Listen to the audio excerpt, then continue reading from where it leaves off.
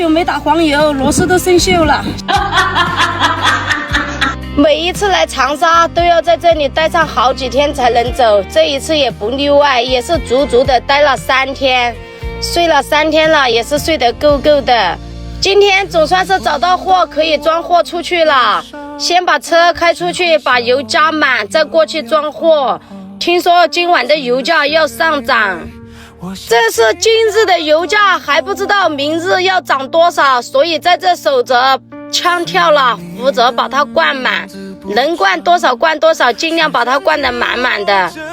比如明天1升油涨1块的话，我这600箱的油箱就要涨600块，真后悔那几天没把油箱给加大一点。你们油箱都是多少升的？